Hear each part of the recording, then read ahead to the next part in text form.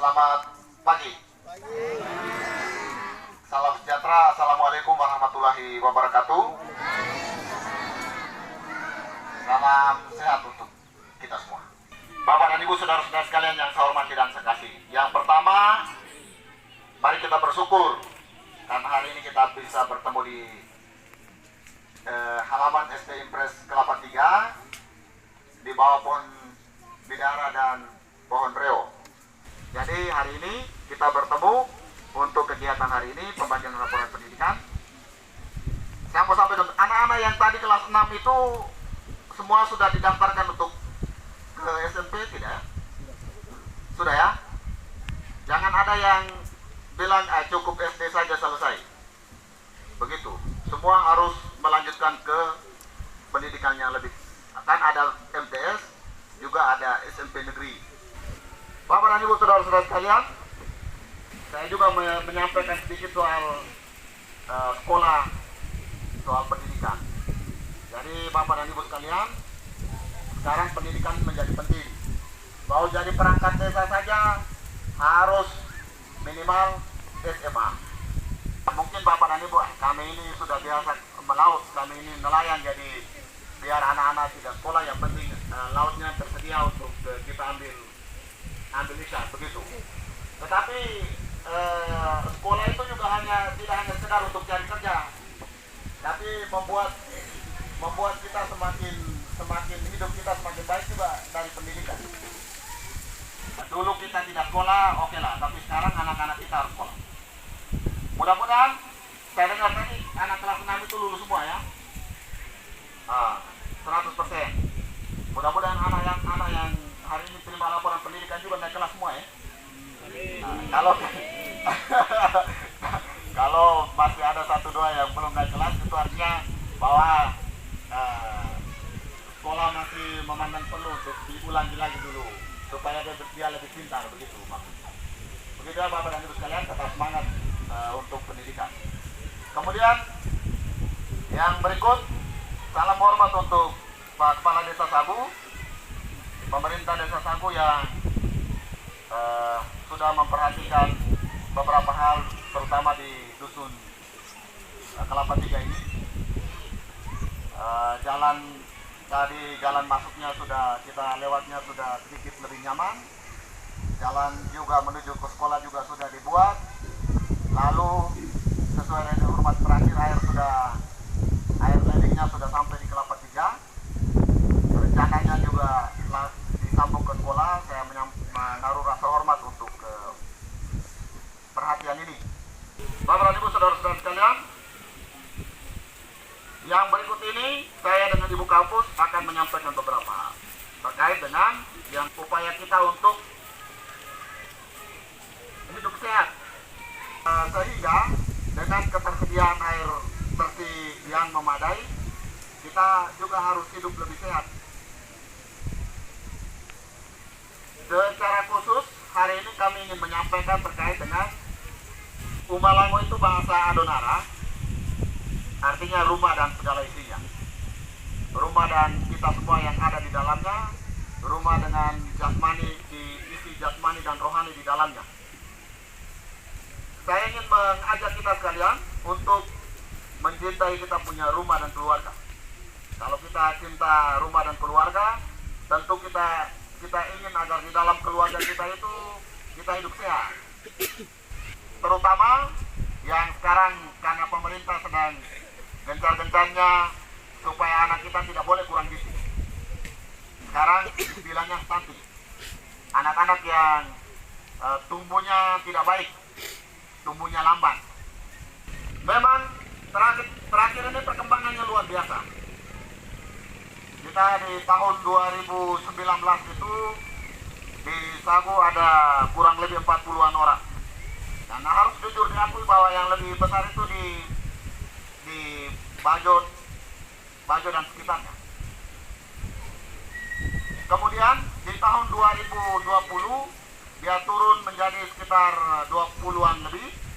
Lalu di tahun 2021 yang anak-anak kita yang stunting yang sedang diberi makanan tambahan itu 10 orang untuk di Desa Sagu. Tentu beberapa diantaranya di Kelapa Tiga dan di Batu. Nah, Bapak dan Ibu saudara-saudara sekalian, kita ingin agar kedepannya tidak boleh ada lagi anak-anak kita yang lahir stunting. Saya mengajak Bapak dan Ibu sekalian. Artinya begini, kita harus jaga mulai dari ibu yang sedang hamil, ibu yang sedang mengandung anak-anak kita. Saya kemarin 1 bulan di Kupang itu ikut pelatihan itu, lalu kami sedang ada kembali ke kecamatan ini untuk melakukan aksi perubahan, dan aksi perubahan saya terkait dengan itu. Maka hari ini saya bertemu dengan Bapak dan Ibu sekalian. Dokter penguji sampaikan, Pak Camat jangan lupa kita memberikan kesadaran masyarakat, ya, tetapi Pak Camat jangan lupa masyarakat juga hidup susah. Begitu. Tetapi saya mau sampaikan bahwa Bapak ini hampir semua nelayan ya, mencari ikan ya. Kita jangan sampai berpikir bahwa makan makanan bergizi itu artinya kita harus beli mie baru makan, tidak. Justru kalau kita beli mie itu justru tidak sehat. Saya tidak menuduh Bapak dan Ibu sekalian, tapi jangan sampai ikan yang Bapak tangkap kita jual semua, tapi kita beli mie makan. Jangan sampai. Jadi ikan yang Bapak tangkap juga disisihkan sebagian untuk anak-anak kita makan, begitu. Disisihkan sebagian sedikit untuk ibu-ibu yang sedang hamil di rumah. Ikan yang harusnya sehat untuk kita jual ke orang seutuhkan. Jadi karena saya makan ikan dari sagu, lalu saya jadi camat sekarang, kan begitu. Jadi ini hanya supaya kita semua menyadari itu bahwa oke, kita tangkap ikan, tetapi ikannya juga kita harus makan. Lalu yang di sini bisa tanam kelor, bisa tumbuh tidak? Bisa. Tapi persoalannya kambing bahwa kita tidak perlu berpikir terlalu jauh soal makanan yang sehat itu seperti apa. Daun kelor itu juga sehat. Paling sehat justru. Saya ingin menyampaikan secara sederhana seperti itu. Bahwa ikan kita tangkap, kita harus juga makan. Kalau bisa tanam kelor supaya kita makan daun kelor. Lalu Bapak dan Ibu sekalian, saya juga ingin menyampaikan terkait dengan ibu-ibu yang hamil di rumah. Kita perlu perhatikan, jaga itu, karena dia sedang mengandung anak-anak kita yang akan lahir untuk meneruskan generasi kita. Selain kita jaga makan minumnya untuk ibu hamil, kita juga jaga supaya jangan beri dia beban psikis. Jangan sampai tiap hari Bapak ini pukul setiap hari misalnya begitu. Melakukan kekerasan dalam rumah tangga, terutama terhadap ibu hamil. Karena kalaupun dia makan bergizi, tapi kalau secara psikis ibu hamil itu tidak dijaga, anak-anak kita yang yang sedang di dalam kandungan juga pasti tidak sehat. Kalau kita ingin hidup kita lebih baik ke depan, anak-anak kita yang kita lahirkan itu sehat, maka kita juga harus jaga dari sekarang. Karena begini, Bapak dan Ibu, kenapa fokus perhatian kita dari pemerintah kecamatan dan Ibu Kampus saya ajak untuk datang hari ini? Karena memang harus jujur diakui, dalam hal urusan kesehatan, itu kita masih banyak menemukan kekurangan di wilayah ini. Di Desa Sabu, khususnya di Dusun 4 dan di Dusun 1 ya. Anak-anak kita harus sehat dulu, harus mengikuti pendidikan dulu, lalu dia akan menjadi seperti itu. Amin? Oke. Baik ya, hari ini hadir juga Bapak-Bapak sekalian. Saya mohon untuk apa yang saya sampaikan ini mudah-mudahan bisa diterima dengan baik. Pasti di dalam urusan agama apapun pasti mengajarkan tentang kebaikan. Jadi saya mau sampaikan begini, kita boleh rajin ke masjid, rajin ke gereja, tetapi kalau pulang ke rumah, di rumah kita hidup tidak aman dan damai, antara istri dan suami sering berkelahi, atau istri yang sedang hamil sering kita siksa, kita ke masjid itu menjadi tidak ada gunanya. Kalau saya pemahaman saya begitu. Kita menjalankan ajaran agama, sholat 5 waktu, tiap hari minggu ke gereja, tetapi pulang itu dengan kakak adik di luar ini caci maki setiap hari. Di rumah anak-anak kita juga kita tidak beri mereka makan secara baik, mereka susah. Ya kita menjadi sia-sia lah kita ke gereja dan kita ke masjid. Kalau pemahaman saya salah, saya mohon dimaafkan. Tapi saya menyadari itu. Maka Bapak dan Ibu sekalian, harapan saya ke depan, kita kegiatan-kegiatan yang difasilitasi oleh pemerintah atau oleh lembaga apapun terkait dengan urusan kesehatan, misalnya posyandu harus pergi. Posyandu baik posyandu anak-anak, kalau remaja belum ada, tapi posyandu bayi balita, posyandu lansia, atau kegiatan-kegiatan pemberian makanan tambahan, atau kegiatan-kegiatan penyuluhan lainnya, Bapak dan Ibu tolong hadir. Lalu kita ikut. Kalau sesuai dengan kebijakan pemerintah, kita harus melahirkan, ibu hamil yang mau melahirkan harus melahirkan di puskesmas, mari kita ikut. Ada adat ya, kebiasaan terutama di suku Bajo ini, bahwa ibu yang baru melahirkan itu hanya batas umur saja, tidak boleh dengan yang lain. Yang seperti itu, apakah sayur-sayuran dibolehkan atau tidak? Daun kelor saja, Pak. Oh, daun kelor saja. Yang lain tidak bisa. Tapi daun kelor juga sehat. Saya tidak bisa, saya sangat tidak bisa. Oh gitu ya. Nah, tetapi maksud saya begini, bahwa memang kalau dari segi kesehatan, ibu yang baru melahirkan harus diberikan makanan yang bergizi, supaya dia memberikan air susu ibu itu yang baik untuk anak-anak kita.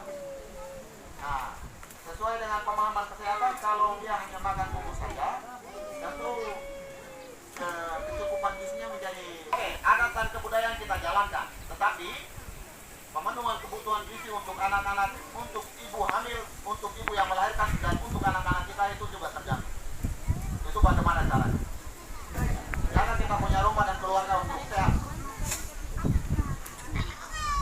Saya punya bapak itu tukang besi. Saya punya bapak bukan orang pejabat, tidak. Saya bapak itu tukang besi. Dia sudah almarhum. Tukang besi. Tukang apa ini, bikin karang, tombak, alat peralatan dapur. Itu bapak. Saya jadi besar ini karena itu pekerjaannya itu. Lalu dia dapat sedikit dari itu, dia biasanya beli kepala ikan. Dan kepala ikan itu banyak dari satu. Makanya saya bilang saya pintar ini karena orang dari satu. Oke, saya berikan ke Ibu Kapus untuk beberapa hal. Hanya beberapa hal penting. Lurus, lihat coba. Di sini yang tadi Pak Camat sudah sampaikan, stunting. Bapak Mama bisa lihat 4 adik ini, kelas 2 semua sama. Sama-sama kelas 2, tapi lihat tinggi badannya, tidak sama. Iya. Itu yang kita bilang stunting. Jadi pertumbuhan dan perkembangan keempat adik ini tidak sama. Yang seharusnya di usia kelas 2 itu dia tingginya seperti ini, tetapi dia tidak sama tinggi dengan ini. Itu yang kita bilang stunting. Bisa paham Bapak Mama? Nah itu dari ilmu kesehatan